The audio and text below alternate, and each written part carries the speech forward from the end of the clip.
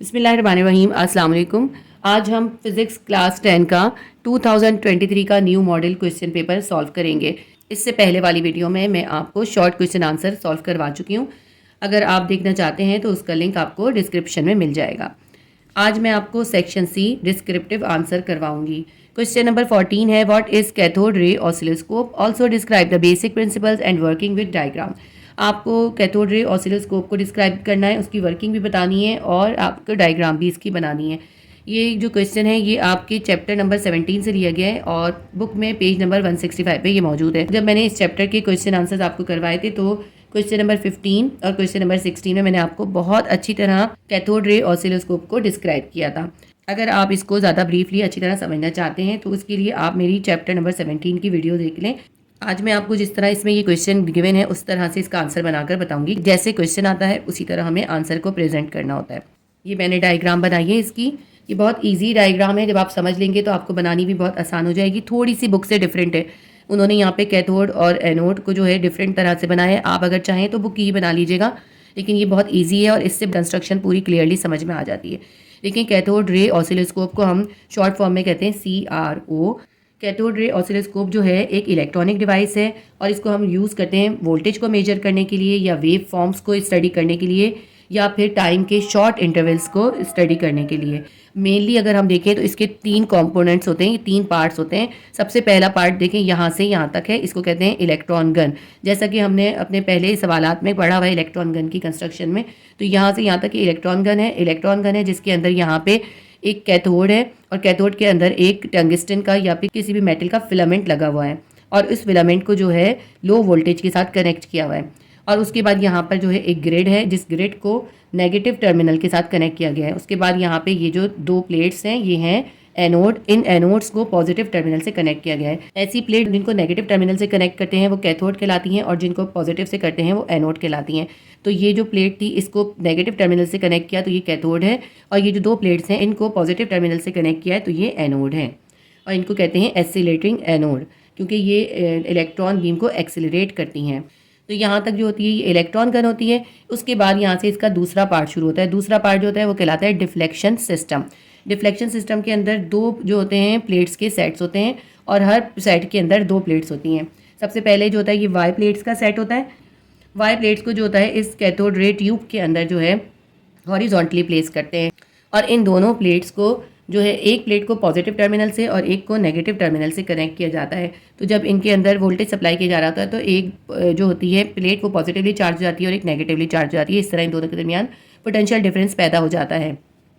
तो जब electron beam यहाँ से गुजरती है तो वो डिफ्लेक्ट होती है और वो अप एंड डाउन डिफ्लेक्ट होती है। उसके बाद इलेक्ट्रॉन बीम जो है यहाँ से आगे जाती है। वाई प्लेट्स के बाद जो है नेक्स्ट आती हैं एक्स प्लेट्स। ये भी 2 प्लेट्स होती हैं और ये इन प्लेट्स को CRO के अंदर यानी कैथोड रे ऑसिलोस्कोप के अंदर वर्टिकली प्लेस करते हैं। इनको वर्टिकली प्लेस करते हैं और यहाँ से इनको इनपुट दिया जाता है, यानी जिस चीज़ का भी हमें फाइंड करना होता है, मेजरमेंट करनी होती है, उसको यहाँ से इन प्लेट्स को यहाँ से वो इनपुट प्रोवाइड किया जाता है। जब इलेक्ट्रॉन बीम इन प्लेट्स में से गुजरती है तो ये इलेक्ट्रॉन बीम को हॉरिजॉन्टल डायरेक्शन में यानी राइट टू लेफ्ट जो है मूव कर देती हैं। ठीक है, उसके बाद ये हो गया हमारा second part deflection system. Deflection system के बाद इसका थर्ड पार्ट आता है जो होता है फ्लोरेसेंट स्क्रीन। फ्लोरेसेंट स्क्रीन एक स्लाइटली कर्व्ड स्क्रीन होती है और इसके ऊपर एक्स एक्सिस और वाई एक्सिस ड्रॉ हुए होते हैं और इस स्क्रीन के ऊपर जो होता है एक फ्लोरेसेंट सॉल्ट की कोटिंग हुई हुई होती है। आमतौर पर जिंक सल्फाइड की इस पर कोटिंग हुई हुई होती है।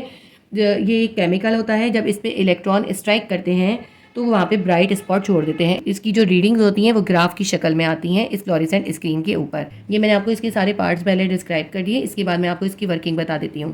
कैथोड रे ऑसिलोस्कोप के अंदर इलेक्ट्रॉन गन के अंदर सबसे पहले इलेक्ट्रॉन का इमिशन कराया जाता है। इलेक्ट्रॉन के इमिशन के लिए क्या करते हैं, इस कैथोड के अंदर एक फिलामेंट लगाया जाता है और फिलामेंट जो होता है वो होता है हीटिंग फिलामेंट होता है और आमतौर पे ये ऐसी मेटल का लगाया जाता है जो कि बहुत जल्दी हीटअप हो जाए। आमतौर पे जो है टंगस्टन का फिलामेंट इसमें यूज़ किया जाता है। इस फिलामेंट को लो वोल्टेज प्रोवाइड किया जाता है, लो वोल्टेज से कनेक्ट करते हैं।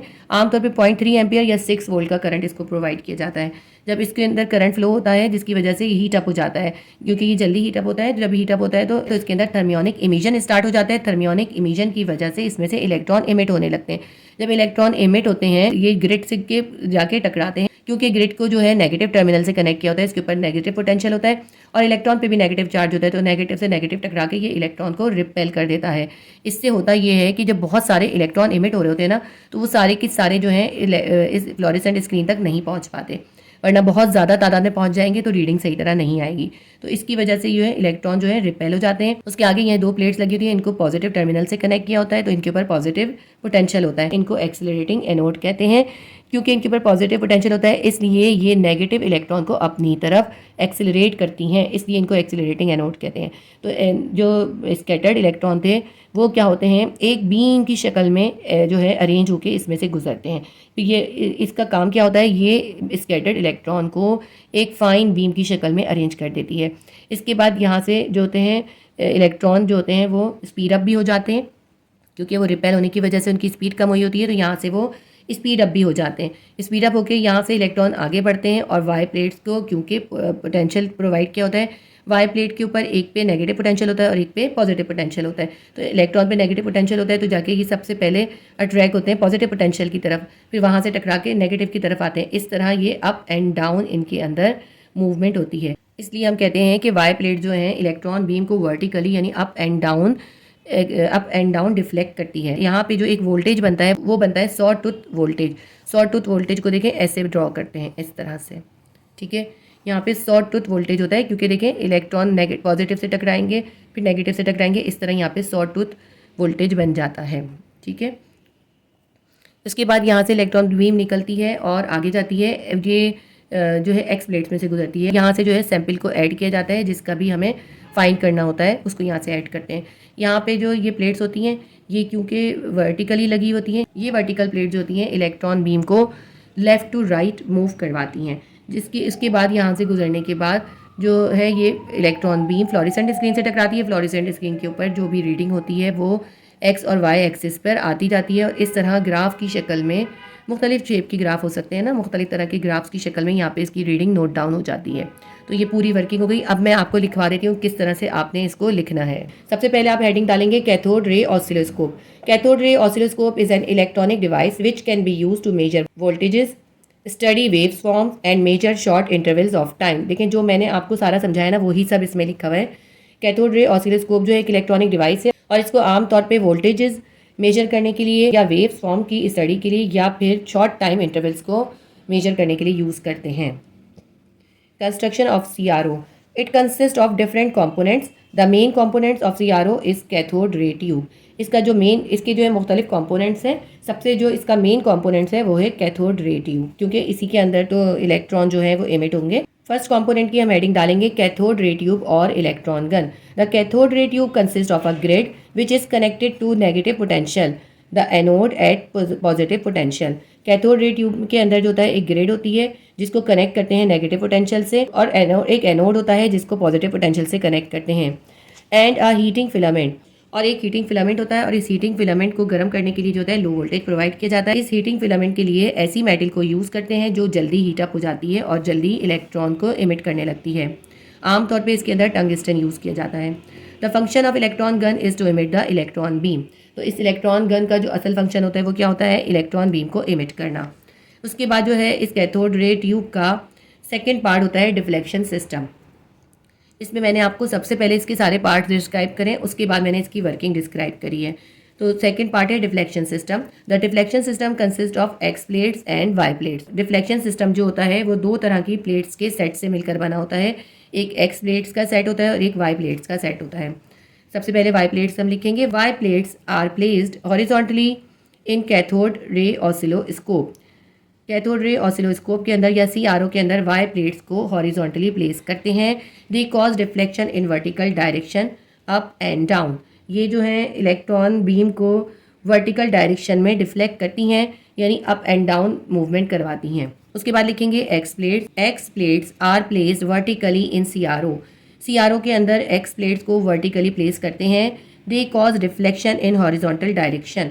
ये हॉरिजॉन्टल डायरेक्शन के अंदर डिफ्लेक्शन करती हैं, यानी इलेक्ट्रॉन बीम को राइट टू लेफ्ट मूव कराती हैं। वाई प्लेट्स के बाद CRO का जो थर्ड पार्ट है वो है fluorescent screen. The front of the cathode ray oscilloscope is called fluorescent screen.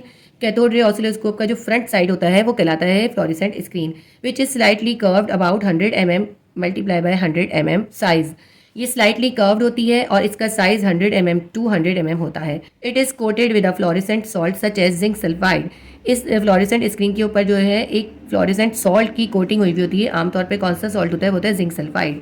A chemical that glows when electron strikes. ये एक केमिकल है जो ग्लो करता है जब इलेक्ट्रॉन उस पर स्ट्राइक करते हैं। Fluorescent screen a bright spot is created on the screen. जब इलेक्ट्रॉन फ्लोरेसेंट स्क्रीन पे स्ट्राइक करते हैं तो उस स्क्रीन के ऊपर एक ब्राइट स्पॉट जो है क्रिएट हो जाता है। ये तो हो गए कैथोड रे के तीनों पार्ट्स। उसके बाद हम इसकी वर्किंग लिखेंगे। ये पार्ट्स वगैरह जो हैं ये सारे आपकी बुक में पेज नंबर 165 पे मौजूद हैं, लेकिन मैंने आपके लिए इसको शॉर्ट करके लिखा है। इसके बाद हम इसकी वर्किंग डिस्क्राइब करेंगे। ये भी आपकी बुक से ही लिखी है, लेकिन बुक के अंदर इस तरह से पूरी वर्किंग मौजूद नहीं है। आप इसको नोट डाउन कर लीजिएगा। Working in CRO। Low voltage is supplied to heating filament when it heat up it gives off electrons. बहुत कम वोल्टेज जो है हीटिंग फिलामेंट को सप्लाई करते हैं, जिसकी वजह से वो हीटअप हो जाता है और वो इलेक्ट्रॉन्स का उसमें से इलेक्ट्रॉन्स इमिट होने लगते हैं। Once the electrons are generated from cathode grid they flow throughout the grid. जब ये इलेक्ट्रॉन इमिट होने लगते हैं तो ये कैथोड ग्रिड तक पहुंचते हैं। The grid is connected to negative potential. Grid को नेगेटिव पोटेंशियल प्रोवाइड किया गया होता है, यानी उस पर नेगेटिव चार्ज होता है। So it repel the electron. तो ये इलेक्ट्रॉन को रिपेल कर देती है, क्योंकि इलेक्ट्रॉन पे भी नेगेटिव चार्ज होता है। नेगेटिव नेगेटिव को रिपेल करता है। And therefore control the numbers of electrons reaching the anode and screen. और इस ग्रिड को कैथोड भी कहते हैं, क्योंकि इसके ऊपर नेगेटिव चार्ज होता है। ये ग्रिड जो है ये इलेक्ट्रॉन्स को कंट्रोल करती है, क्योंकि बहुत ज़्यादा तादाद में इलेक्ट्रॉन निकल रहे होते हैं। अगर ये रिपेल नहीं करेगी तो बहुत ज़्यादा इलेक्ट्रॉन जो है वो एनोड और स्क्रीन तक पहुंचेंगे और फिर हमारा रिजल्ट जो है वो ठीक नहीं मिलेगा हमें। उसके बाद क्या होता है, then electron are accelerated by high positive potential anode. उसके आगे जो है पॉजिटिव पोटेंशियल या एनोड होता है, उसके ऊपर पॉजिटिव चार्ज होता है। वो क्या करता है, एनोड वो इलेक्ट्रॉन को एक्सिलरेट करता है, यानी बहुत तेज़ी के साथ अपनी तरफ अट्रैक्ट करता है, जिसकी वजह से इलेक्ट्रॉन जो होते हैं वो तेज़ी से फोकस्ड होकर एनोड के पास आते हैं। Anode focus the electrons into an electron beam. Anode जो है इलेक्ट्रॉन्स को इलेक्ट्रॉन बीम में फोकस कर देता है और एक्सिलरेट भी कर देता है, उनकी स्पीड भी बढ़ा देता है।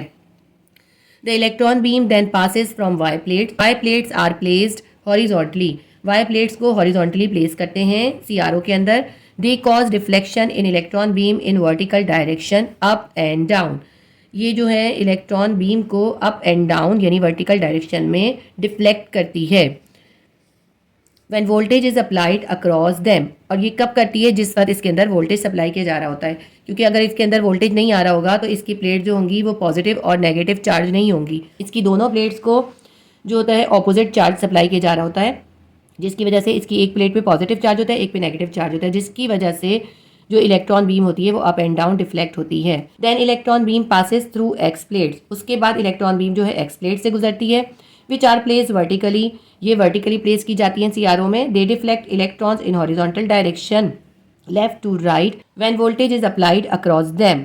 ये एक्स प्लेट जो होती हैं CRO के अंदर वर्टिकली प्लेस की जाती हैं, और जब इनको वोल्टेज सप्लाई किया जाता है तो ये इलेक्ट्रॉन बीम को हॉरिजॉन्टल डायरेक्शन में यानी लेफ्ट टू राइट डिफ्लेक्ट कर देती हैं। After this electron beam strikes the fluorescent screen. यहाँ से गुजरने के बाद जो होती है इलेक्ट्रॉन बीम फ्लोरेसेंट स्क्रीन के ऊपर स्ट्राइक करती है। A bright spot is created on the screen. और स्क्रीन के ऊपर एक ब्राइट स्पॉट क्रिएट कर देती है, क्योंकि फ्लोरेसेंट स्क्रीन के ऊपर फ्लोरेसेंट सॉल्ट लगा होता है। इस तरह फ्लोरेसेंट स्क्रीन के ऊपर पूरी रीडिंग आ जाती है। Y axis is use to measure the voltage. Y axis जो है वोल्टेज को मेजर करने के लिए यूज होता है। और सेकंड पॉइंट हम लिखेंगे X axis is use to measure the time. X axis जो है वो टाइम मेजर करने के लिए यूज होता है। CRO की वर्किंग आपकी बुक में काफ़ी कॉम्प्लिकेटेड लिखी हुई थी, मैंने इसको आपकी क्लास के हिसाब से बहुत ईजी करके लिखा है। ये आप अगर लिखेंगे तो इंशाल्लाह ताला आपको बहुत अच्छे नंबर मिलेंगे। आप बिल्कुल इसी तरह से लिखिएगा। पहले आप कैथोड रे ऑसिलोस्कोप की कंस्ट्रक्शन लिखिएगा पूरी, फिर उसकी वर्किंग लिखिएगा और उसकी डायग्राम भी बनाइएगा, लेबल डायग्राम जैसे मैंने बनाई है। सेम ऐसी डायग्राम बनाए या बुक की बनाएं, लेकिन लेबलिंग ज़रूर कीजिएगा। तो आपका ये क्वेश्चन नंबर 14 यहाँ पे कंप्लीट हो गया। नेक्स्ट क्वेश्चन हमारे पास है question number 15। What are ultrasound? Explain two applications of ultrasound that are used in hospitals. तो अल्ट्रासाउंड भी डिफाइन करनी है और उनकी एप्लीकेशन बतानी है हॉस्पिटल्स के अंदर। ये क्वेश्चन आपकी बुक में चैप्टर नंबर 11 से आया है और ये आपकी बुक में पेज नंबर 34 और 35 पर इसका आंसर है। सबसे पहले हम एडिंग डालेंगे अल्ट्रासाउंड्स की, ठीक है, सिर्फ अल्ट्रासाउंड की एडिंग डालें और ये लिखेंगे ultrasounds high frequency sound waves can propagate along well defined straight path. Ultrasound are used extensively in industries and for medical diagnostic purpose. Ultrasound जो होती हैं हाई फ्रिक्वेंसी की साउंड वेव्स होती हैं, ये स्ट्रेट पैथ में प्रोपेगेट करती हैं और आमतौर पे इनको इंडस्ट्रीज़ के अंदर या फिर मेडिकल डायग्नोसिस के लिए यूज़ किया जाता है। यहाँ तक हमने अल्ट्रासाउंड लिख दिया, उसके बाद हम इसकी एप्लीकेशंस लिखेंगे। इसके बाद हम हेडिंग डालेंगे applications of ultrasound in hospitals. 2 application हमें लिखनी है, एक हम लिखेंगे इकोकार्डियोग्राफी और दूसरी हम लिखेंगे अल्ट्रासोनोग्राफी। फर्स्ट हेडिंग डालेंगे इकोकार्डियोग्राफी की। Echocardiography is a painless and non invasive medical imaging procedure. Echocardiography जो है एक पेनलेस है, यानी कि इसके अंदर कोई पेन भी नहीं होता, और नॉन इन्वेसिव का मतलब होता है ये ऐसी मेडिकल टेक्निक है जिसके अंदर स्किन के अंदर जो है ब्रेक नहीं करना पड़ता इसको एंटर करने के लिए। इकोकार्डियोग्राफी के अंदर हम बगैर स्किन को ब्रेक करे इंटरनल ऑर्गन्स की इमेजेस को हासिल करते हैं और ये पेनलेस है, इसमें कोई पेन भी नहीं होता। A transmitter sends out pulses of very high frequency. एक ट्रांसमीटर यूज़ करते हैं जो कि बहुत हाई फ्रीक्वेंसी की पल्सेस को सेंड करता है। The transducers is positions on the chest all specific locations and angles. जिस भी पेशेंट की इकोकार्डियोग्राफी करनी होती है उसकी चेस्ट के ऊपर एक मखसूस लोकेशंस पर और मखसूस एंगल्स के साथ ट्रांसड्यूसर्स को पोजीशन कर देते हैं, यानी उनके ऊपर सेट कर देते हैं, लगा देते हैं। The pulses move across the skin. Transmitter के जरिए जो हाई फ्रीक्वेंसी की पल्सेस भेजी जाती हैं वो स्किन में से गुजरती हैं और उसके बाद जो है and other body tissues to the heart tissues. Skin से होती हुई बॉडी टिश्यूज़ तक जाती हैं, बॉडी टिश्यूज़ से गुजर के हार्ट टिश्यूज़ तक पहुंच जाती हैं। वेयर द पल्सेस बाउंसेस और एको ऑफ द हार्ट स्ट्रक्चर। वहाँ पे पहुंच के जब हार्ट से टकराती हैं तो उस पर टकरा के वापस आती हैं, यानी एको प्रोड्यूस करती हैं। These pulses are then transmitted to a computer to create moving images of the heart walls and valves। ये pulses जो होती हैं उनको कंप्यूटर पे ट्रांसमिट कर देते हैं, वहाँ पे उनकी हार्ट की दीवारों की और उनके वॉल्स की मूविंग इमेजेस जो हैं क्रिएट हो जाती हैं। The image produce is called an echocardiogram. इस टेक्निक से जो इमेजेस प्रोड्यूस की जाती हैं वो कहलाती हैं इकोकार्डियोग्राम। इसके बाद हम सेकंड इसकी एप्लीकेशन लिखेंगे अल्ट्रासोनोग्राफी। अल्ट्रासोनोग्राफी की हेडिंग डाल के हम यहाँ से स्टार्ट करेंगे। It is a technique that usage an instrument ultrasound scanner.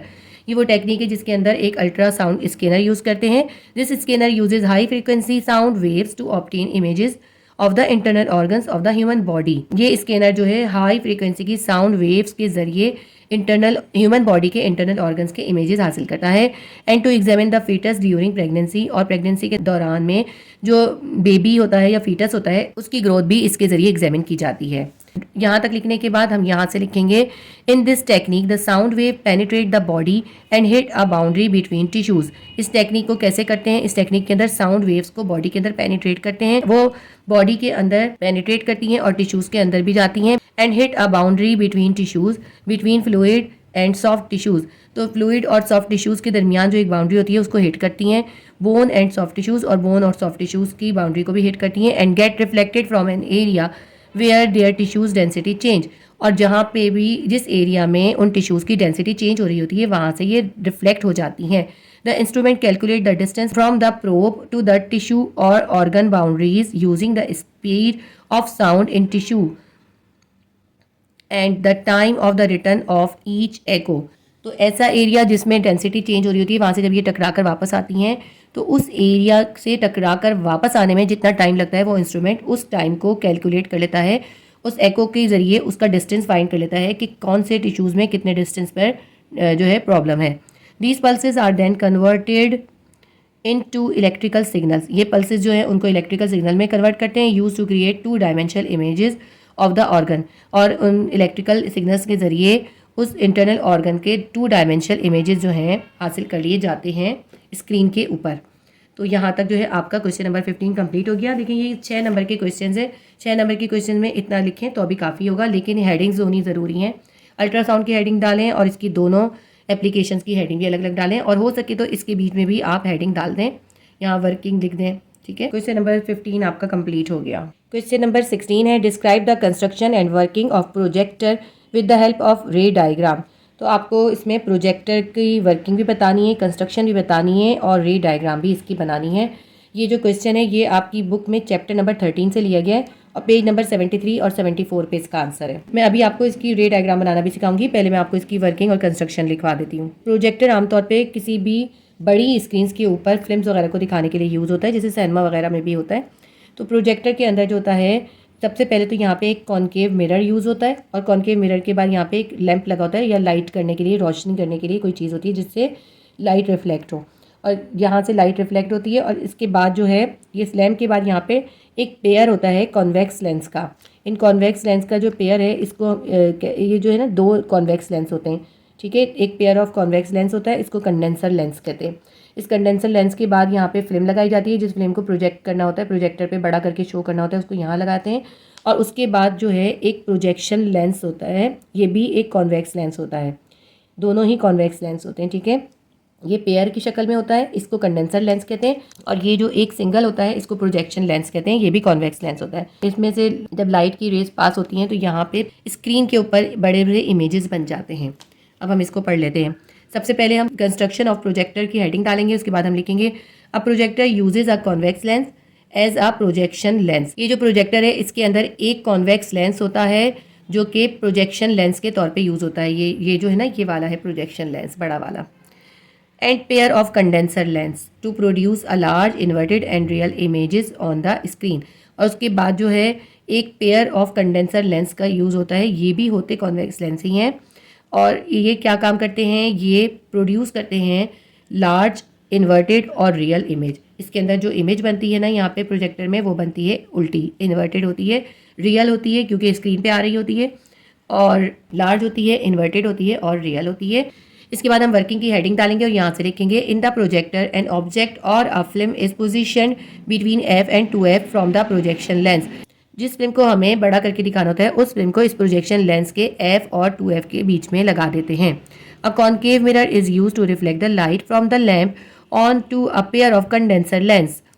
तो ये जो कंडेंसर लेंस है इसके ऊपर लाइट को रिफ्लेक्ट करने के लिए यहाँ पे एक लैंप लगाया जाता है, और लैंप की लाइट को रिफ्लेक्ट करने के लिए यहाँ पे एक कॉन्केव मिरर यूज़ किया जाता है। जब लैंप की रोशनी इस कॉन्केव मिरर से टकराती है तो टकरा कर कहाँ जाती है, कंडेंसर लेंस के तक पहुँचती है। So that the light from the lamp is concentrated on the film और स्लाइड।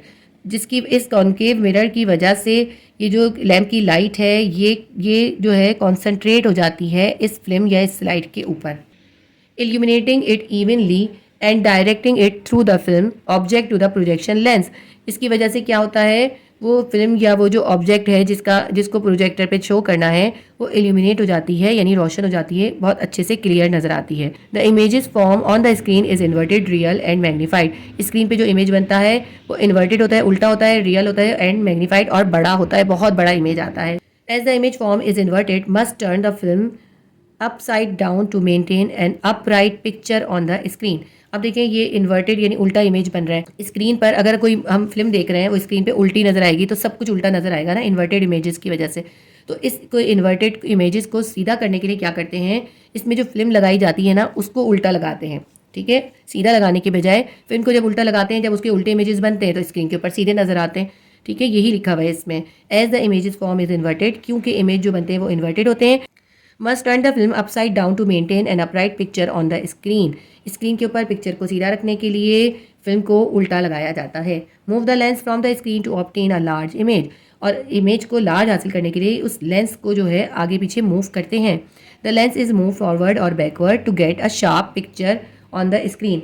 उसको मूव करने की वजह ये होती है ताकि जो है क्लियर और शार्प इमेज जो है स्क्रीन पे नज़र आए। जहाँ पे उसका सही फोकस बन रहा होता है वहाँ पे उसको स्टॉप कर दिया जाता है। तो बस आप यहाँ तक लिखेंगे और इसकी डायग्राम बनाना मैं आपको सिखाऊंगी। ये मैंने डायग्राम पेंसिल से ड्रॉ करके रखी है। इंशाल्लाह ताला इस डायग्राम की मदद से आपको बहुत अच्छे से समझ आ जाएगा। और मैं आपके सामने इसको पेन से ड्रॉ करूँगी, ठीक है। सबसे पहले हम यहाँ पे एक कॉन्केव मिरर बनाएंगे। ये मैंने बनाया है, ये मैंने तकरीबन 2 इंचेस का बनाया है, ठीक है। ये मैंने एक आइडिया से बनाया है। ये हमने कॉन्केव मिरर बना लिया। ये इसके पीछे जो हम ये लाइन डालते हैं इसका मतलब होता है इसके पीछे इसके पॉलिश हुई हुई इसकी शाइनी सरफेस अंदर की तरफ है। यहाँ पे हमने एक लैंप बनाना है, ठीक है। ये कॉन्केव मिरर बनाने के बाद इसके बिल्कुल सेंटर से हम इसका जो है एक्सिस ड्रॉ कर देंगे, ठीक है। ये बन गया और ये हमने एक लैंप बना दिया। लैंप के बाद हम यहाँ पे ये जो पेयर है लेंसेज का वो ड्रॉ करेंगे। सबसे पहले आप इसको ऐसे बनाइएगा, एक पेयर बना एक लेंस बनाएं और फिर दूसरा लेंस बना दें इस तरह से, ठीक है। ये हमने दोनों लेंस का पेयर बना लिया। आप ये देखिएगा कि ये pair of lens, condense lens का पेयर और ये फिल्म और ये प्रोजेक्शन लेंस, ये तीनों मैंने एक ही साइज़ के बनाए हैं, ठीक है। और इसके बाद यहाँ पे हमने ये फिल्म बना दी जो कि फिल्म या ऑब्जेक्ट जिसको हमें प्रोजेक्ट करना है। उसके बाद यहाँ पे हम एक डबल कॉन्वेक्स लेंस बनाएंगे, एक सिंगल लेंस। देखिए ऐसे बनाते हैं हम इसको, और इसके बीच में हम 2 सीधी लाइन से इसको ज्वाइन कर देते हैं इस तरह से। ठीक है, ये हमारा कॉन्वेक्स लेंस बन गया। अब हमारे इसके सारे जो है पार्ट्स तो बन गए। अब मैं आपको इसकी रेज जो है ड्रॉ करके दिखाती हूँ। बिल्कुल आप इस तरीके को फॉलो कीजिएगा, आपको बहुत आसानी से आ जाएंगी। देखें, सबसे पहले एक रे को जो है इसके सेंटर से गुजारें, इस लैम्प के। ठीक है, इस तरह से ये लैम्प के सेंटर से एक रे हमने इस साइड से गुजारी और एक इस साइड से भी गुजारेंगे, दोनों साइड से। इस तरह रहिएगा कि ये इसकी कॉर्नर तक आ जाए, कॉर्नर से पहले थोड़ा सा। दूसरी भी इस तरह से ही बना लेंगे हम। ठीक है, ठीक है, ये हमने बना ली, ये इस तरह से आ गई है, ये रे यहाँ तक आ गई। इसके बाद ये रे जो है इस तरह से आगे जाएगी, ये इस तरह हम इसको सीधा करेंगे यहाँ से दोनों लेंस के दरमियान में, और यहाँ पे भी इसी तरह से करेंगे हम, दोनों लेंस के दरमियान में इस रे को हम सीधा करेंगे यहाँ से। ठीक है, ये आ गई। और यहाँ से ये थोड़ी सी मुझसे आगे बढ़ गई है, इतना आगे नहीं कीजिएगा। यहाँ से इसके सेंटर से हमने सारी रेस को निकालना है। यहाँ से हम इसके सेंटर से इस रे को निकाल देंगे। ठीक है, ये देखिए, ये हमारी यहाँ पे मुझसे थोड़ी सी हिल गई है। ठीक है, यहाँ से ये रे गुजर गई। इसके बाद हम इधर से भी इस तरह से ही करेंगे। देखिए पेन से बनाने में ना थोड़ी सी ख़राब हो जाती है, इसलिए हो सकता है थोड़ी सी गलत हो जाए पेन से बनाने में। सेम देखें इसी तरह से करा है मैंने। ये हमारी जो है एक रे बन गई। ठीक है, अब हमें इसके बाद सेकंड रे बनानी है। आपने एक कैसे बनाई है, लैंप से निकली, यहाँ के इसकी कॉर्नर तक आई, यहाँ से सीधी हुई और फिर यहाँ से इसके सेंटर से निकल के इधर चली गई, इस तरह से आ गई है। अब हमें ये वाली 2 रेज और बनानी है। अब हम क्या करेंगे, इसी के कॉर्नर से हम लेंगे यहाँ से ही और इसके लेंस के कॉर्नर तक पहुँचाएंगे। यहाँ पे भी इसी तरह ही करेंगे हम, यहाँ भी लेंस के कॉर्नर तक इसको हम पहुँचाएंगे। ठीक है, ये हमारी दूसरी रे आ गई यहाँ तक। इसके बाद इस जगह से हमें इसके सेंटर से गुजारना है और यहाँ तक लाना है। ये देखें इस तरह से, बस फोकस जो है सारी रेस का एक पॉइंट पे होना ज़रूरी है। ये देखें ऐसे आ जाएगी।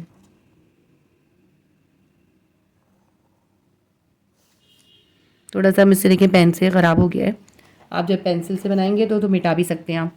ठीक है, ये यहाँ तक आ गई। इसके बाद ये वाली रे जो है, अच्छा अब मैं एक बात आपको बता दूं, क्योंकि हमें एक ही सेंटर से गुजारनी है तो हमें थोड़ा सा ध्यान करना पड़ेगा। आप पहले इसके सेंटर से लेके इनको यहाँ तक ड्रॉ कर लें, और इसको अगर देखिए आप लेके जाएंगे तो कहीं और जा रही है ना, उसके बाद आप इसको इस तरह करके मिलाएं, इस तरह करके मिला दीजिए। अब ये सही हो गई है। ये वाली एक लाइन जो है मैंने गलत कर दी है, तो इसको हम क्या करते हैं, पहले हम इसके सेंटर से मिलाएं और उसके बाद इस तरह करें, थोड़ा सा सेंटर तक लाने के बाद। ये सारी एक पॉइंट पे होनी चाहिए।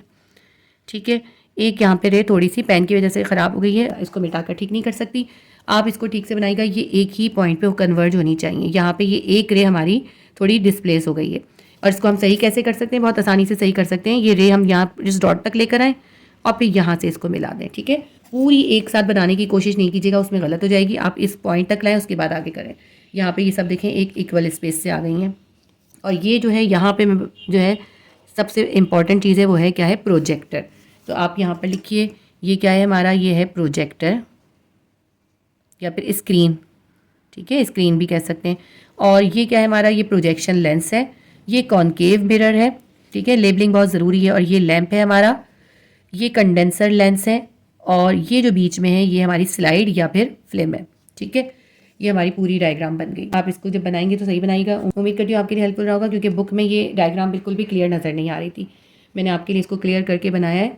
आप इसी तरह इसको ड्रॉ कीजिएगा और इसकी लेबलिंग भी कीजिएगा। आपका ये क्वेश्चन यहाँ पे कंप्लीट हो गया। क्वेश्चन नंबर 17 है, describe Rutherford's experiment for the separation of radio active raise.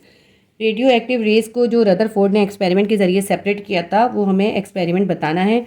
ये जो है क्वेश्चन आपकी बुक में चैप्टर नंबर 20 से लिया गया है और पेज नंबर 210 पे इसका आंसर है। लेकिन उन्होंने इस तरह क्लियरली इस एक्सपेरिमेंट को डिस्क्राइब नहीं किया। इस मॉडल पेपर को देख के अंदाज़ा होता है कि इसके एग्ज़ाम के अंदर सिर्फ वही क्वेश्चन नहीं आएंगे जो आपकी बुक में मौजूद हैं, बल्कि जो चैप्टर के अंदर इंपॉर्टेंट टॉपिक्स हैं वो भी आ सकते हैं। जैसे देखें, ये टॉपिक जो है आपकी बुक में पेज नंबर 210 पे डिस्क्राइब तो किया है, लेकिन बहुत शॉर्टली डिस्क्राइब किया है, क्योंकि ये लॉन्ग क्वेश्चन में आया है, इसलिए हमें इसको लॉन्ग क्वेश्चन की तरह डिस्क्राइब करना होगा। इस तरह डिस्क्राइब करना होगा कि हमने इसके 6 मार्क्स जो है मिल सकें। मैं आपको बताती हूँ आपने इसको किस तरह से लिखना है। रदरफोर्ड ने जो एक्सपेरिमेंट किया था 1899 में किया था, और इस एक्सपेरिमेंट के नतीजे में इसने जो है 2 रेडियो एक्टिव रेज जो है डिस्कवर की थी, एक अल्फा थी और एक बीटा थी। उसके बाद उसने बाकी आगे जाके और एक्सपेरिमेंट करे तो उसके जरिए गामा रेज डिस्कवर हुई थी, लेकिन आपकी बुक में इसको तीनों रेज को एक साथ ही डिस्क्राइब किया गया है। सबसे पहले हम हेडिंग डालेंगे Rutherford's experiment for the separation of radio active rays. इससे पहले क्लास 9 में आपने रदरफोर्ड का एक एक्सपेरिमेंट किया था, गोल्ड फॉयल एक्सपेरिमेंट। वो जो एक्सपेरिमेंट था वो एक्सपेरिमेंट तो एटम का न्यूक्लियस डिस्कवर करने का था, लेकिन ये डिफरेंट एक्सपेरिमेंट है और इस एक्सपेरिमेंट को उसने 1899 में कंडक्ट किया था। तो अब हम सबसे पहले हेडिंग डालेंगे Rutherford's experiment for the separation of radio active rays. Experiment conducted by British physicist Ernest Rutherford in 1899।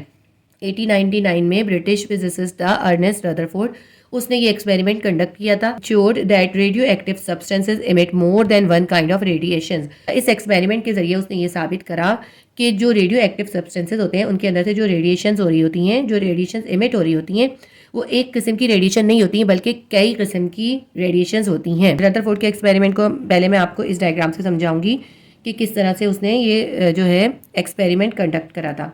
देखिए, उसने जो है 2 मेटल की प्लेट्स ली, एक मेटल की प्लेट है, एक ये मेटल की प्लेट है। एक मेटल प्लेट को उसने पॉजिटिव टर्मिनल से कनेक्ट करा और एक को नेगेटिव टर्मिनल से कनेक्ट करा, जिसकी वजह से क्या हुआ, एक प्लेट के ऊपर पॉजिटिव पोटेंशियल आ गया और एक प्लेट के ऊपर नेगेटिव पोटेंशियल आ गया। दोनों के दरमियान क्योंकि एक पे पॉजिटिव एक पे नेगेटिव चार्ज हो गया, इसकी वजह से इनके दरमियान इलेक्ट्रिक फील्ड पैदा हो गई।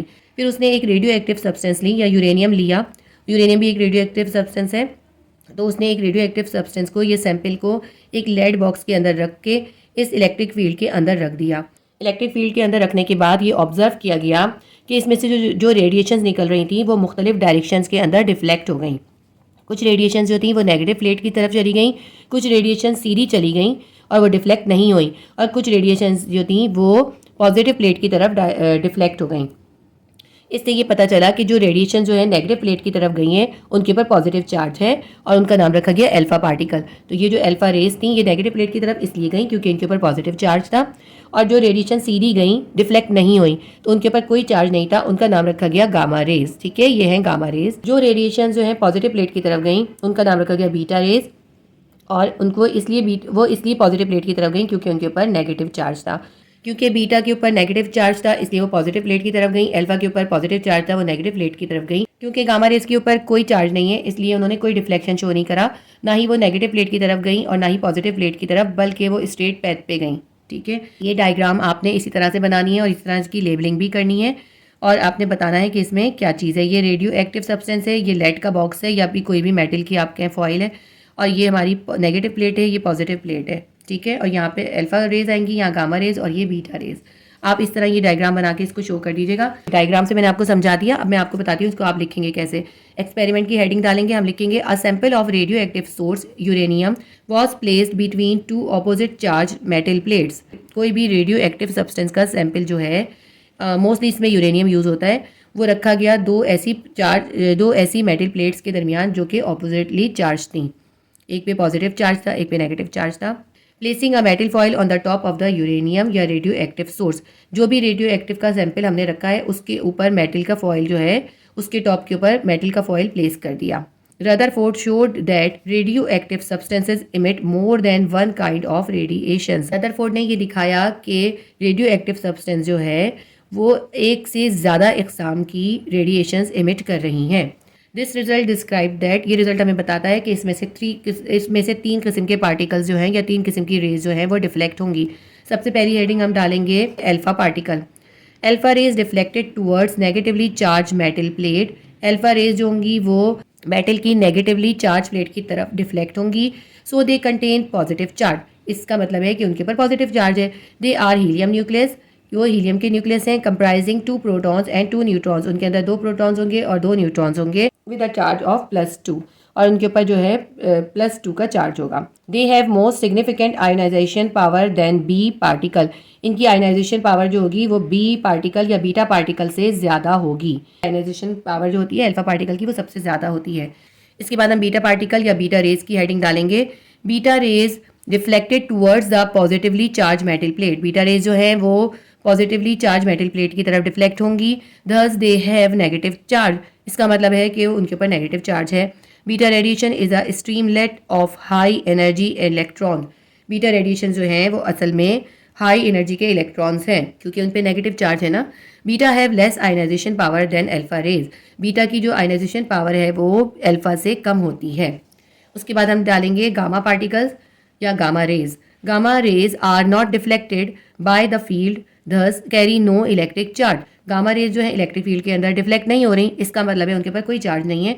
Gamma radiations are protons that are electromagnetic radiations of ultra high frequency. ये जो गामा रेज हैं, ये गामा पार्टिकल्स हैं, ये प्रोटॉन्स हैं और ये हाई फ्रीक्वेंसी की इलेक्ट्रोमैग्नेटिक रेडिएशंस होती हैं। Gamma rays have less ionisation power than beta rays. Gamma rays की आयनाइजेशन पावर जो होती है बीटा रेज से भी कम होती है। सबसे कम जो आयनाइजेशन पावर होती है वो गामा रेज की होती है, उनसे ज़्यादा बीटा की होती है और उनसे भी ज़्यादा जो होती है अल्फा की होती है। बस यहाँ तक आपका आंसर कंप्लीट हो गया। इसी तरह आप ये आंसर लिखिएगा और ये वाली डायग्राम ज़रूर बनाइएगा, तो आपको इंशाल्लाह ताला इसमें पूरे नंबर मिल जाएंगे। क्वेश्चन नंबर 18 है, describe the turning effect on a current carrying coil in a magnetic field with diagram. किसी करंट कैरिंग कॉइल को जब हम मैग्नेटिक फील्ड के अंदर रख दें तो उसके अंदर जो टर्निंग इफेक्ट पैदा होता है वो हमें डिस्क्राइब करना है और इसकी डायग्राम भी बनानी है। ये क्वेश्चन चैप्टर नंबर 16 में से है और पेज नंबर 139 पे इसका आंसर है। आपकी बुक में पेज नंबर 139 पे देखें ये डायग्राम बनी हुई है। इस डायग्राम से एक्सप्लेन किया हुआ है और जो है मैंने इस डायग्राम को इस तरह से बनाया है। सिर्फ फ़र्क ये है उन्होंने इसको अपवर्ड रखा है और मैंने इसको डाउनवर्ड रखा है। अगर आपको बुक वाली डायग्राम ज़्यादा बेहतर लग रही हो तो आप बुक वाली बना लीजिएगा और अगर आप चाहें तो ये वाली बना लीजिएगा, ठीक है। अब इस डायग्राम के हिसाब से मैं आपको समझाऊंगी turning effect in a current carrying coil. वैसे जब मैंने ये चैप्टर एक्सप्लेन किया था तो अभी आपको ये बहुत अच्छी तरह से टर्निंग इफेक्ट को समझाया था और उस वक्त भी मैंने आपको मार्क करवाया था कि ये क्वेश्चन जो है इंपॉर्टेंट क्वेश्चन है। शॉर्टली आपको एक्सप्लेन कर दूंगी, लेकिन अगर आप इसको ज़्यादा अच्छी तरह समझना चाहते हैं तो आप प्लेलिस्ट के अंदर इस चैप्टर की वीडियो है, चैप्टर नंबर 16 की, उसके अंदर आप इसको देख सकते हैं। इसका आंसर मैंने आपकी बुक के पेज नंबर 139 से ही लिखा है, लेकिन उसके अंदर जो है बहुत लॉन्ग था, मैंने इसको जो है मैनेज करके लिखा है, शॉर्ट करके लिखा है। आप इसको भी नोट डाउन कर लीजिएगा। सबसे पहले मैंने आपको डायग्राम में समझा दूँ। ये एक कॉइल है, इसके एक साइड को पॉजिटिव टर्मिनल से और एक को नेगेटिव टर्मिनल से कनेक्ट किया गया है, ठीक है। यानी इसको करंट सप्लाई किया जा रहा है। इसके अंदर से कन्वेंशनल करंट गुजर रहा है, यानी पॉजिटिव से करंट जा रहा है नेगेटिव की तरफ, ठीक है। देखिए ये एरो बता रहे हैं कि पॉजिटिव से करंट निकल रहा है, ये ऊपर की तरफ जा रहा है और फिर यहाँ से आके नेगेटिव की तरफ वापस आ रहा है। इस कॉइल को जिसके अंदर से करंट गुजर रहा था उसको एक परमानेंट मैग्नेट की मैग्नेटिक फील्ड के अंदर रख दिया। अब देखें ये एक ऐसा परमानेंट मैग्नेट होता है जो हॉर्स शू शेप का होता है ना, ऐसे शेप का, यू शेप का। इसके बीच में भी रख सकते हैं क्योंकि एक नॉर्थ होगा एक साउथ होगा तो यहाँ रख सकते हैं। लेकिन अगर ऐसा ना हो तो दो मैग्नेट के बीच में रख देते हैं, एक का साउथ और एक का नॉर्थ, ठीक है। इस तरह करके दो मैग्नेट के बीच में रख देते हैं इसको। तो ये ऐसे भी हो सकता है कि हम दो मैग्नेट के बीच में रख दें और ऐसे भी हो सकता है कि हम हॉर्स शू के बीच में रख दें। जब हम किसी कंडक्टर को जिसमें से करंट गुजर रहा है उसको किसी परमानेंट मैग्नेट की मैग्नेटिक फील्ड में रख देंगे तो उस कंडक्टर के अंदर जो है टर्निंग इफेक्ट पैदा होगा, यानी वो टर्न होगा। तो वो टर्न क्यों होगा ये हम इसमें एक्सप्लेन करेंगे, वो टर्निंग इफेक्ट क्यों पैदा होगा। देखिए जो मैग्नेट है, जिस मैग्नेट की फील्ड के अंदर हमने इस कंडक्टर को रखा है उस मैग्नेट की मैग्नेटिक फील्ड जो है वो होगी नॉर्थ से साउथ की तरफ। तो जो कंडक्टर है, कंडक्टर के जो साइड्स इस मैग्नेटिक फील्ड के परपेंडिकुलर होंगे, जैसे ये साइड और ये साइड, इस मैग्नेटिक फील्ड की डायरेक्शन देखें इस साइड पर है, ये मैंने रेड कलर से शो करी है, ठीक है। ये मैग्नेटिक फील्ड की लाइंस हैं जो मैंने रेड कलर से शो करी हैं, इनकी डायरेक्शन कैसी है, इनकी नॉर्थ से साउथ की तरफ है। तो हम इसकी डायरेक्शन देखें तो देखें ये मैग्नेटिक फील्ड की डायरेक्शन और कॉइल का ये साइड, ए बी साइड और सी डी साइड, ये दोनों साइड जो हैं ये इस मैग्नेटिक फील्ड की डायरेक्शन के परपेंडिकुलर हैं। तो जो साइड इस मैग्नेटिक फील्ड की डायरेक्शन के परपेंडिकुलर होंगे उन साइड्स पे तो फोर्स व्हील होगी, लेकिन जो साइड इस मैग्नेटिक फील्ड की डायरेक्शन के पैरेलल होंगे या एंटी पैरेलल होंगे उन पे कोई फोर्स व्हील नहीं होगी। तो देखिए हमने इन साइड्स को नाम दे दिया, हमने इस साइड को ए बी सी डी कर दिया। ये जो साइड ए बी है ये मैग्नेटिक फील्ड के परपेंडिकुलर है, इस पे फोर्स व्हील होगी। जो साइड बी सी है ये मैग्नेटिक फील्ड के एंटी पैरेलल है, ये इस साइड पे जा रही है ये इस साइड पे जा रही है, एंटी पैरेलल है, इस पे कोई फोर्स फील नहीं होगी। ये जो सी डी साइड है ये मैग्नेटिक फील्ड के परपेंडिकुलर है। देखें ये मैग्नेटिक फील्ड की डायरेक्शन है और ये करंट की डायरेक्शन है। तो इसमें करंट की डायरेक्शन सी डी साइड पे करंट की डायरेक्शन जो है वो मैग्नेटिक फील्ड की डायरेक्शन के परपेंडिकुलर है, इसलिए सी डी साइड पर भी फोर्स फील होगी। उसके बाद ये साइड आता है डी ए साइड में जो करंट की डायरेक्शन है वो मैग्नेटिक फील्ड के पैरेलल है, इसलिए डी ए साइड पर भी कोई फोर्स फील नहीं होगी। तो इससे हमें पता चला कि इस कंडक्टर के अंदर जो है सिर्फ दो साइड पे फोर्स फील होगी, एक ए बी और एक सी डी। अब इन दोनों साइड पे जो फोर्स होगी ना, जो फोर्स लगेगी वो एक दूसरे की इक्वल होगी, वो एक दूसरे के पैरेलल होंगी। देखें, एक की डायरेक्शन ऊपर की साइड है, एक की डायरेक्शन नीचे की साइड पर है। तो ऐसी फोर्सेस जिनकी का मैग्नीट्यूड तो इक्वल हो मगर वो एक दूसरे के पैरेलल हो और उनकी डायरेक्शन ऑपोजिट हो, वो कहलाते हैं कपल। तो इस कंडक्टर के ऊपर दो पैरेलल इक्वल फोर्सेस अप्लाई हो रही हैं, यानी कपल अप्लाई हो रहा है। तो जब भी किसी चीज़ के ऊपर कपल अप्लाई होता है या दो पैरेलल इक्वल फोर्सेस अप्लाई होती हैं जिनकी डायरेक्शन डिफरेंट होती है, तो उसके अंदर टर्निंग इफेक्ट या टॉर्क प्रोड्यूस हो जाता है, यानी वो फोर्सेस उसको टर्न कर देती हैं। जैसे ये कॉइल है ना, इसके साइड ए बी के ऊपर जो फोर्स फील होगी वो होगी अंदर की तरफ इनवर्ट डायरेक्शन में। तो वो फोर्स इस कॉइल के इस साइड को अंदर की तरफ पुश करेगी और डीसी साइड जो है या सीडी साइड जो है इसके ऊपर जो फोर्स होगी वो आउटवर्ड डायरेक्शन में होगी, वो इसको बाहर की तरफ पुश करेगी। जिससे क्या होगा, एक साइड अंदर की तरफ और एक साइड बाहर की तरफ जब पुश होगा तो ऐसे करके ये रोटेट होने लगेगा। ठीक है, तो इस तरह इसके अंदर रोटेशन पैदा हो जाएगा और उसको कहते हैं हम टर्निंग इफेक्ट। तो ये फोर्स की डायरेक्शन इनवर्ड और आउटवर्ड कैसे हम पता करेंगे, इसको हम फ्लेमिंग के राइट हैंड रूल और लेफ्ट हैंड रूल के जरिए भी पता कर सकते हैं और हम इसको राइट हैंड स्लैप के जरिए भी पता कर सकते हैं। राइट हैंड स्लैप का मतलब है हम अपना राइट हैंड लेंगे और ये जो हमारी फिंगर्स हैं, फिंगर्स की डायरेक्शन हम रखेंगे मैग्नेटिक फील्ड की डायरेक्शन में। मैग्नेटिक फील्ड की डायरेक्शन इस साइड पर है तो हम अपनी फिंगर की डायरेक्शन कैसे रखेंगे, ऐसे रखेंगे। ठीक है, और थंब जो है उसको करंट की डायरेक्शन में रखेंगे। अब साइड ए बी पे देखें, करंट जो है ऊपर की तरफ है तो हमने ये थंब को ऊपर की तरफ रखा और जो मैग्नेटिक फील्ड है वो इस साइड पर है तो हमने इस साइड पर अपनी फिंगर्स को कर दिया। थंब शो कर रहा है इलेक्ट्रिक फील्ड की डायरेक्शन ऊपर की तरफ और मैग्नेटिक फील्ड की डायरेक्शन इस साइड पर। अब हम जो ये कैसे बताएंगे कि इसमें फोर्स किस तरफ है, जब हम इस तरह सेट कर लेंगे उसके बाद हम ये देखेंगे कि हमारी जो हथेली है या हमारी जो पाम है वो किस साइड पर है। वो अगर अंदर की साइड पर है तो इसका मतलब है फोर्स इनवर्ड डायरेक्शन में। देखिए हमारी पाम जो है अंदर की साइड पर आ रही है तो इसलिए इसमें फोर्स जो है ए बी साइड पर वो इनवर्ड डायरेक्शन में होगी। इसी तरह हम सीडी के ऊपर भी अपनी राइट हैंड स्लैप के जरिए डायरेक्शन हम फाइंड करेंगे फोर्स की, तो वो आउटवर्ड आएगी। ठीक है, ए बी पे इनवर्ड लग रही है और सी डी पे आउटवर्ड लग रही है, जिसकी वजह से इसके अंदर टर्निंग इफेक्ट पैदा हो रहा है। ये तो मैंने आपको पूरी डायग्राम एक्सप्लेन कर दी। बिल्कुल इसी तरह आप डायग्राम बना सकते हैं और आप चाहें तो आपकी बुक में जो पेज नंबर 139 पे ये डायग्राम बनी हुई है ये बना सकते हैं। देखिए इसमें मैंने इस साइड को नीचे बनाया है, इन्होंने इस साइड को ऊपर बनाया है, इसीलिए इसके अंदर जो है इस साइड पे आउटवर्ड फोर्स लग रही है, इस साइड पे इनवर्ड फोर्स लग रही है, क्योंकि ये जो है डिफरेंट तरह से बनाई गई है डायग्राम। आप अगर चाहें ये वाली डायग्राम बनाना चाहें तो ये वाली बना लीजिएगा और इसी तरह इसकी लेबलिंग कर लीजिएगा। और अगर ये आपको ईजी लग रही है तो ये बना लीजिएगा, ये भी बिल्कुल करेक्ट डायग्राम है। ये डायग्राम नेक्स्ट पेज पे यहाँ पे मौजूद है, ये वाली डायग्राम बनाई है मैंने आपको पूरा एक्सप्लेन कर दिया सारा। अब मैं आपको इसको पढ़ के बताती हूँ। ये मैंने आपकी बुक से ही लिखा है, बहुत सारे पॉइंट्स को मिलाकर एक साथ करके शॉर्ट करके लिखा है, तो आप इसको अपने पास नोट डाउन कर लीजिएगा। अब मैं इसको रीड करती हूँ। Turning effect on current carrying coil in a magnetic field. When a current carrying coil kept in a magnetic field, equal and parallel forces यानी couple act respectively on the side of the coil beside the pole of the permanent magnet। जब भी किसी current carrying coil को magnetic field में रखते हैं तो equal और पैरेलल फोर्सेस यानी कपल उस पर एक्ट करता है। ये इक्वल और पैरेलल फोर्सेस कॉइल के जो साइड्स परमानेंट मैग्नेट के पोल्स के साथ होते हैं उन पर एक्ट करती हैं। दिस पेयर ऑफ फोर्सेस यानी couple produces a turning effect to rotate the coil. ये जो पेयर ऑफ फोर्सेस या कपल है ये उसके अंदर टर्निंग इफेक्ट पैदा कर देता है और कॉइल को रोटेट कर देता है until it is stop by the control spring, जब तक कि उसे किसी कंट्रोल स्प्रिंग की मदद से स्टॉप ना कर दिया जाए। The torque is maximum when the dipole movement is perpendicular to the field. जिन साइड्स पे करंट की डायरेक्शन मैग्नेटिक फील्ड की डायरेक्शन के परपेंडिकुलर होगी वहां पे टॉर्क जो होगा मैक्सिमम होगा। And zero when it's parallel or anti parallel to the field, जहां पे करंट की डायरेक्शन मैग्नेटिक फील्ड के पैरेलल या फिर एंटी पैरेलल होगी वहां पे ये फोर्सेज जो होंगी वो जीरो होंगी, कोई फोर्स अप्लाई नहीं होगी। इसके बाद हम लिखेंगे दिस टॉर्क इज। अब हम टॉर्क को कैसे लिखेंगे, torque is equals to BIAN cos alpha. उसके बाद हम बताएंगे ये है क्या। BIA जो है वो है टॉर्क, टॉर्क इज BIA।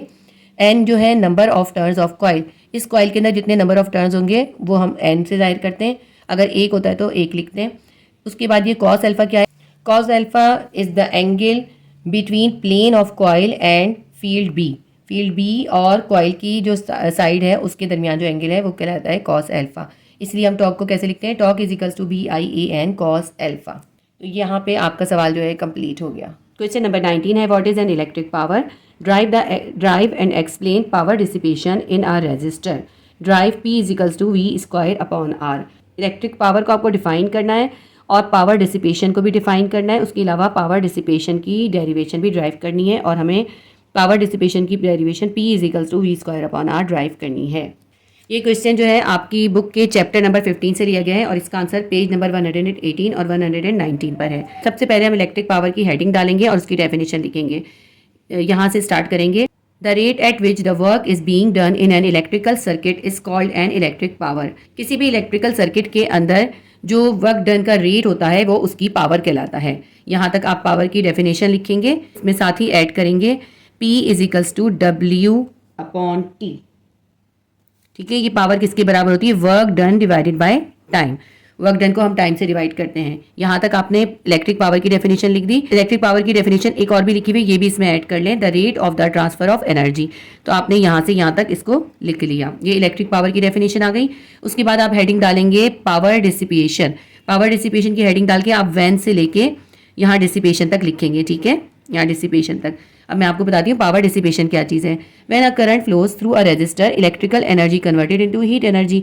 जब भी किसी रेजिस्टर से करंट फ्लो होता है तो इलेक्ट्रिकल एनर्जी जो है वो हीट एनर्जी में कन्वर्ट हो जाती है। The heat generated in the component of a circuit all of which possess at least some resistance.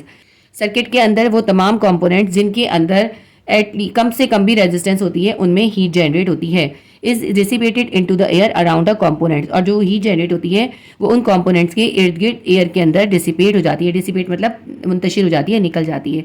यानी कि अगर अब किसी रेजिस्टेंस में से करंट गुजर रहा होता है तो उस करंट की इलेक्ट्रिकल एनर्जी जो होती है वो कन्वर्ट हो जाती है हीट एनर्जी में, और वो हीट एनर्जी जो है उस कॉम्पोनेंट के इर्द गिर्द जो है एयर के अंदर डिसिपेट हो जाती है, बाहर निकल जाती है। इसीलिए जहाँ पे इलेक्ट्रिकल अप्लायंसेस में करंट गुजर होता है वहाँ पे इर्द गिर्द आपको हीट फील होती है।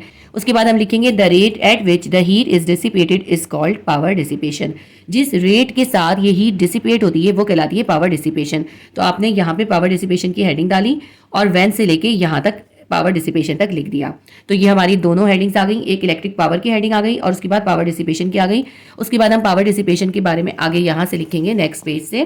ये जो पावर डिसिपेशन है इसको हम किस तरह डिनोट करते हैं, ये हम यहाँ पेज नंबर 119 से लिखेंगे।